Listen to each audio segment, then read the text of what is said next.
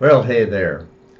Listen, right off the start here, I want you to be able to turn in your Bible in Matthew chapter number 25, and I'm going to be speaking to you today on this matter of Jesus fulfilling the Jewish customs and traditions for his wedding.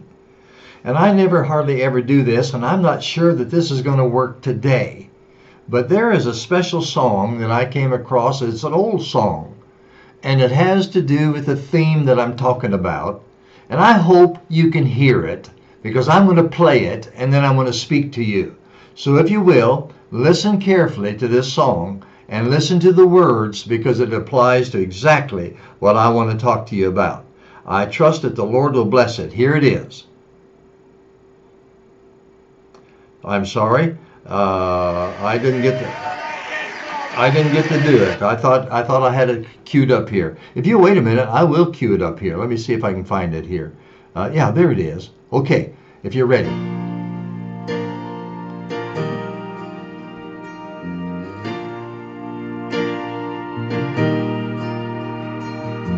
Is that wedding news I hear? The bride's adorned and ready to appear. Yes. There's heavenly preparation. Oh, yes. For the wedding celebration. Is that wedding news that I hear? The family is preparing for a wedding. Preparing for a wedding. All have been invited to attend. The bride is standing ready. Yeah, are you ready? Waiting for the signal. Yeah. When the groom says, "Rise, my children, come on in." Is that wedding music I hear?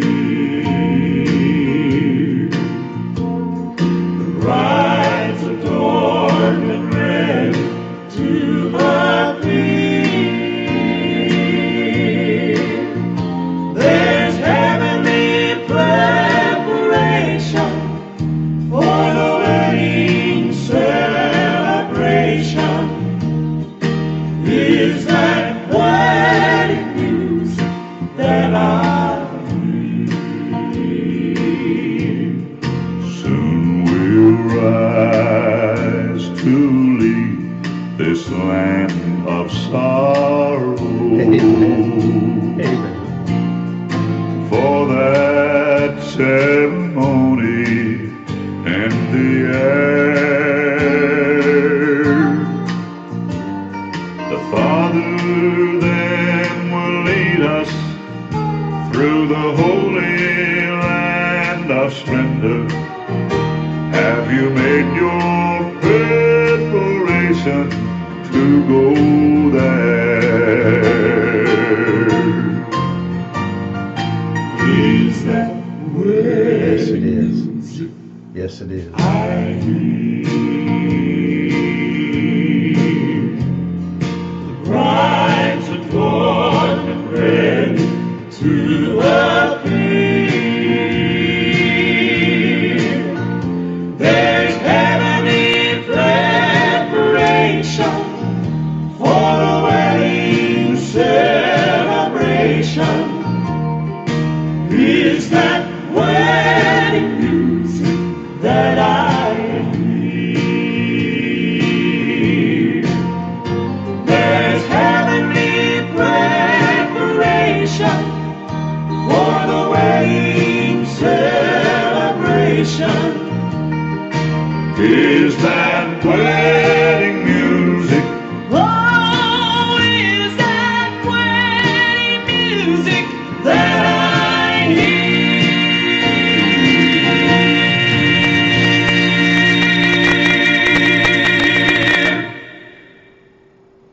you, folks, is that wedding music you hear? Yeah. The bridegroom's about ready to come and get his bride. And he's going to do it in the Jewish fashion, and the Jewish custom, and the Jewish tradition. I've asked you to turn into the book of Matthew chapter 25, and I'm going to give you a few thoughts here. But let me remind you just a little bit about the Jewish custom that Jesus fulfills, that we've already discussed on this series. First of all, I told you that there was always a covenant, which is an agreement. And the bridegroom-to-be goes to the father of the bride and the bride to be herself, and they come up with an agreement. And the agreement, of course, always has the bride price, how much he's willing to pay for her. Then, after the agreement is made between the father and the bride and the groom, then they sit down, discuss their future and the promises of the agreement, and they drink the cup, which was a tradition of sealing that agreement. They drink the cup. Now, folks, if you'll follow in your Bible, you'll find out that Jesus did the very thing that we're talking about. He even told his disciples, which was the first church, the 12 apostles, the Bible says, were the first church members, and he told them exactly the price he was going to pay for them. And then, a little later, they sat down in the upper room and they drank the cup of agreement. And I explained to you what the agreement was for the groom to pay the price, and the agreement of the bride to wait and to be patient and to be faithful until the time came.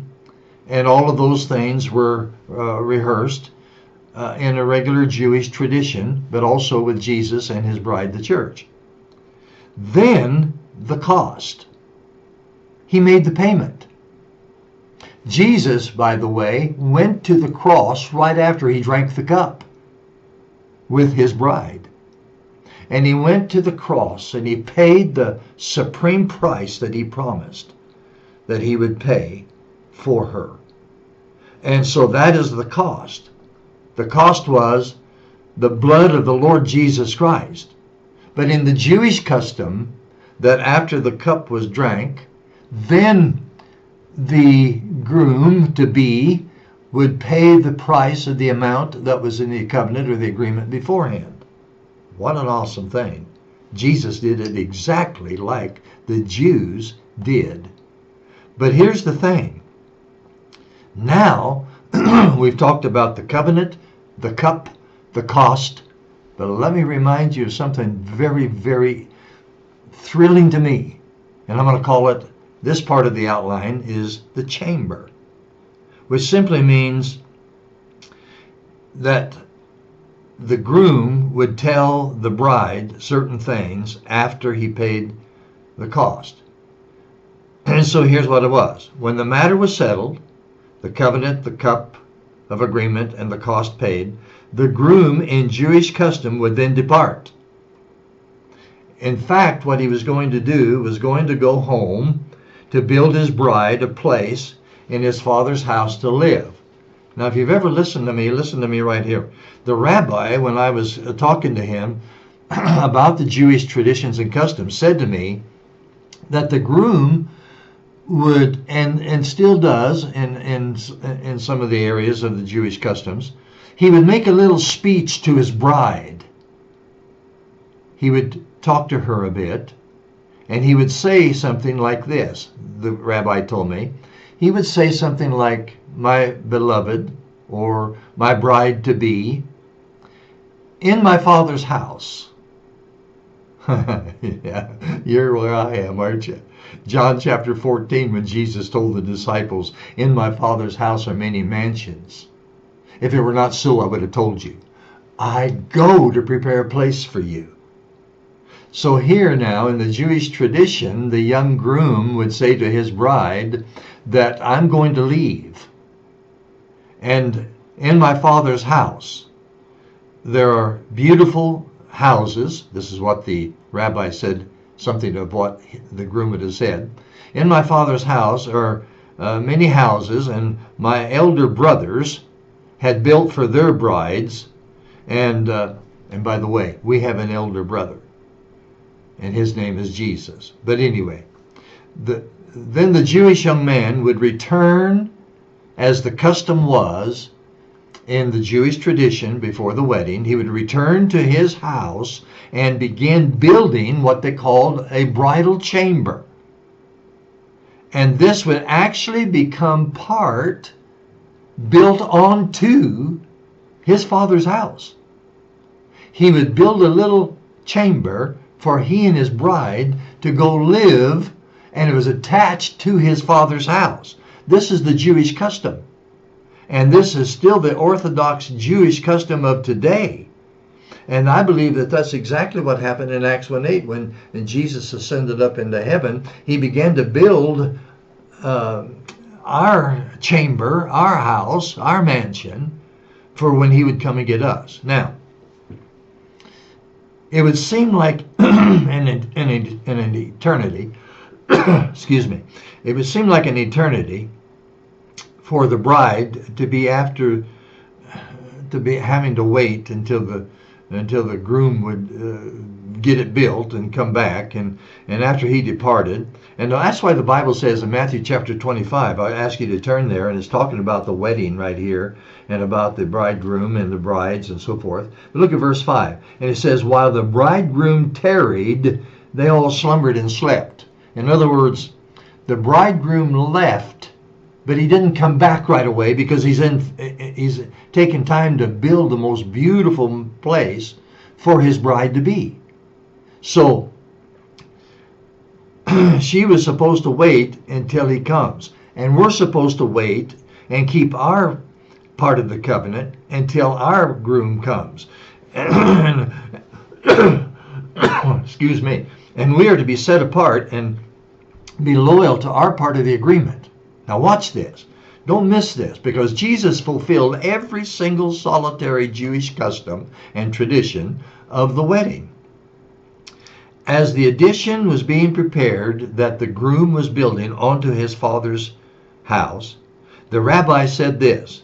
He said the Jewish young man would often go to the father while he was building onto his father's house, and he would ask the father if he thought the house is now ready and could he go get his bride. He said, look at all I've done. Look at the beauty of it, and it's all ready to be it's all assembled and ready to. And he would go to his father and ask him, can I go get her now? And by the way, according to what the rabbi says, only the father could give the order to go get his bride. It's only the father who could say, as he would examine and say, yes, it's ready now, you can go get her. Only the father could do that.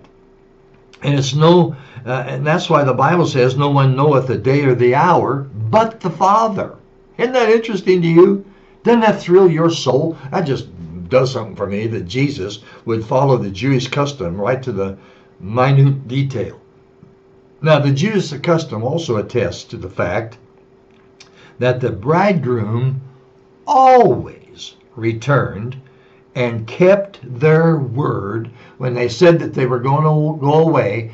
But when they were getting everything prepared and it was finished, and the father said it was okay to go get the bride, they always kept their word and always came back regardless of the time frame, regardless how long it was. So, that being said, and the rabbi being right when he said this, because we know women, and that meant that the bride-to-be had to always be ready. She had to be ready because she did not know. And the custom was the groom would come really as a surprise to her. So he would try to come while she was sleeping at midnight. And that's why it says in Matthew chapter 25, verse number 6, and at midnight there was a cry made, behold, the bridegroom cometh. Go ye out to meet him. That's in your Bible. That is in your Bible. And this is exactly what the rabbi was telling me that they would do. And here's how it would happen. When the beautiful chamber was completed and ready for the bride, and the father had given his consent to go get her, the bridegroom would then himself assemble his young friends to get them to go on this exciting trip with him to get the bride. And that's why it says in 1 Thessalonians chapter 4, verse number 14, even so them also will God bring with him. In other words, when Jesus comes back, and he's coming back when he comes to get his bride, he's going to bring his wedding assembly with him. That's what it says. 1 Thessalonians chapter 4, verse 14. Dean Miller's not making this up. I got this from a Jewish rabbi and from the Bible, and I'm just repeating to you something that ought to make you joy and rejoice and not criticize whether or not this be true. It is true. Jesus, he would not break Jewish custom. He was a Jew. And so even with the wedding, he would do the same thing. Now, how exciting and excited the bridegroom would be. They would set out into the night to completely surprise the bride. In the night. In fact, look at this. I looked this up. Listen to this. This is in 1 Thessalonians chapter 5. And listen to this. For yourselves know perfectly that the day of the Lord so cometh as a thief in the night. And the rabbi said that's exactly when the bridegroom would come for his bride in the night, and it would be a great surprise, and she would not know that he was coming. And the truth of the matter is, the rabbi said that this is a romantic part to the Jewish young bride to be, and all the Jewish brides would be stolen. They would be snatched away. They would be swept away like a knight coming in shining armor and taking them away. And they didn't know when that was going to be. So you see, the Jews had a special understanding of a woman's heart and wanted to make it exciting and thrilling. And that's why he told me what a thrill for her, because she would be abducted and carried off into the night. Wow. To be wed to the man of her dreams was a thrill and an excitement. It wasn't a stranger that was coming after her, but by one who loved her so much that he paid the supreme price for her, and by the one who was waiting a long time for her. Even though she may be sleeping, and even sleeping in a wedding gown, a wedding dress, or whatever it is that they wore, she did not know the day or the hour he would come. So she would always be surprised. That's why it says in Matthew 25, verse 13, watch therefore, for you know neither the day nor the hour wherein the Son of Man cometh. Now he's telling that to us about our bridegroom, Jesus, and we're his bride. But that's also the tradition of the New Testament, where the bride had to be absolutely, totally, completely ready, because she did not know the day or the hour when he was going to come. Now, in the Jewish wedding ceremony, there were rules. And this was very interesting as I pinned these things down, as I was given them. And these rules had to be observed, especially by the bridegroom, for the consideration of the bride-to-be, her feelings. Here's what they are. Watch this. I wrote them all down. Excuse me while I make note of what he told me. The rabbi would tell us, and he said the groom could not just rush in on her. After all, her hair might be in rollers. They kind of laughed about that. So the custom was, when the groom and his party got close to the house of the bride-to-be. Are you ready for this? If you're not ready, shut this thing off right now, because this is exciting. He said that when they got close to the house of the bride-to-be, they would sound a warning to the bride. And the warning would be that one in the wedding party would shout, and another would blow a ram's horn. 1 Thessalonians 4:14 called it a trumpet. Huh? What? Are you serious? The Lord fulfilling the Jewish custom as the groom would come and sound the warning to his bride, and the warning would be a shout from one of those that he came assembled with him, and the other one would be the blowing of a trumpet. And when the bride heard those warnings, she knew her groom would be there very shortly. So she had time only to light her lamp with her bridesmaids who were to attend with her. He had his assembly, she has hers, and they had to have their lamps trimmed and ready as well. Now the Lord is going to follow this custom, but he said, ye know not when, so watch, be ready. How many are ready? How many really are ready? How many really do believe that the Bible, Jesus, our groomsman, is going to fulfill the Jewish custom of the wedding? By the way, you may ask, why the lamps? Why the oil? Well, no one would try to walk through the rocky terrain of Israel in the dark of the night, without carrying a lamp. In Matthew chapter 25, verses 1 through 12, the message is clear from that passage: no oil, no bride. Now the groom and his men would charge in. Now watch this. The groom and his men would charge in, grab the girls, and take off with them. Jesus is going to come and grab his bride and take off with her. But people would see them going through the streets, but they would not know who the bride was, and because she would be wearing a veil, as they did in those days, and it would be dark at midnight, so they would not know who the bride really was that was snatched away at that particular time. But as was the custom of the Jews, she would be returning through these same streets a week later. That was the Jewish custom. Now the Bible fulfills that by saying that we too will be returning to the streets, not a week, but 7 years instead of 7 days. So even there, the Lord is fulfilling the custom. And they would come, and she would come with, as they did in those days, with her groom, and then her veil would be off, because then she would be married and everybody would see who she was. But wait a minute. The custom of the Jews is when the wedding party reached the house of the groom's father, the place where he built. That's where the wedding would take place. The bride and the groom would go into their chamber and shut the door. Matthew chapter 25, verse number 10 says, and while they went to buy, the bridegroom came, and they that were ready went in with him to the marriage, and the door was shut. Oh, so the rabbi knew exactly what the custom of the Jews were, but so did Jesus, who was the Jew and the groomsman, and so he's fulfilling everything that it took for a Jewish custom and tradition for a wedding. And so here it is. The groom would go into the chamber and shut the door, and here's where the wedding is consummated. Here's where it took place. You say, how is that like a honeymoon? Well, a honeymoon is where the bridegroom removes the bride's veil and he knows all of her secrets. In other words, the intimacy part, and of course then knows all of her secrets and everything's revealed. But here's when the veil's off. But get this. Remember what the Lord calls this for his bride.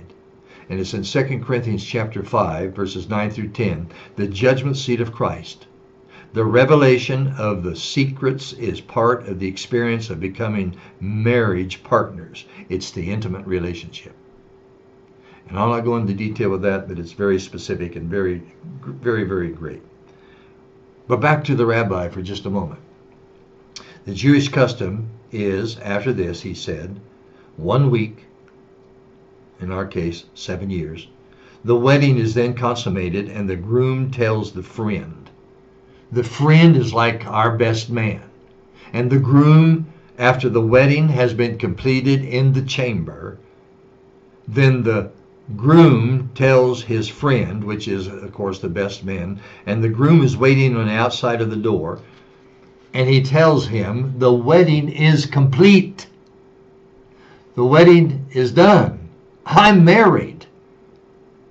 And we wonder sometimes, who would the friend be? Now, of course, the rabbi had no idea what I was doing and all. But can I reveal something to you? I know who the friend is. I know the one that Jesus said there's no better man in all the earth.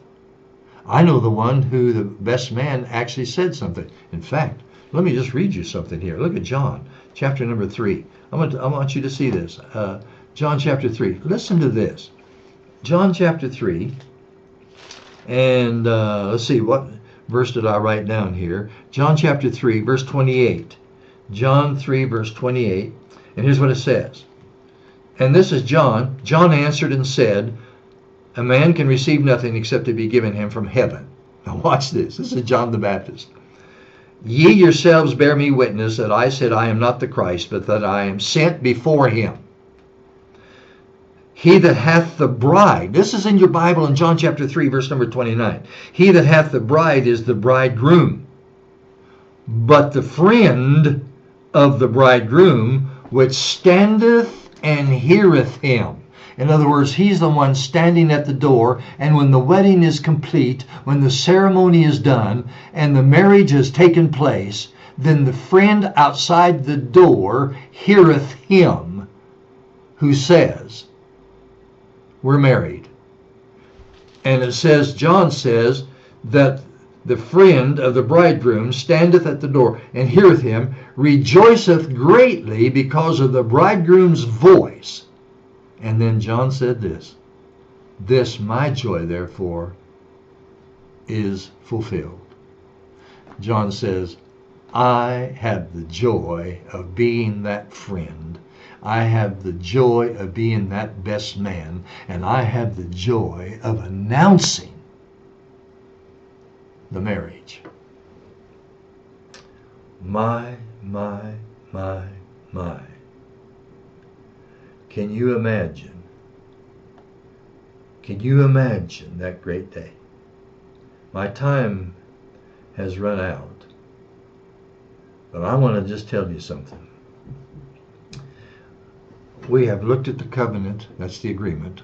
We have seen the cup, and that's the drinking of the cup in keeping the agreement. Then we saw the cost, the amount that was paid and the price that was made. Then we saw the chamber was being built. And then we see this matter of the coming of the bridegroom for the bride. I'm going to wait and do the next and the last part of this series because I don't want to go over time here. But I want you to know something, ladies and gentlemen. And here's what I want you to know. I want you to know that Jesus Christ, our Savior, has a bride, his church. And that bride was all baptized, that he started with, by John the Baptist. And in order for us to become part of the bride, we have to be a baptized church member. And not only that, but his best friend, his best man to announce the marriage is the very one who baptized the first church members that made them the bride, made us the bride. And according to your Bible, that was John the Baptist. Speaks pretty strong about the position, but it also tells us that we need to be listening. There's a sound of wedding music in the air. Jesus is coming after his bride. I'll finish it up next message. Thank you for tuning in, and rejoice of God's goodness and his greatness to us, that we have a groom whose name is Jesus, and he has a bride who is the church. And he's about to finish the mansion, the chamber in his Father's house. And he's coming after us. Be ready, my friend. It could be much sooner than you think. God bless you. Until next.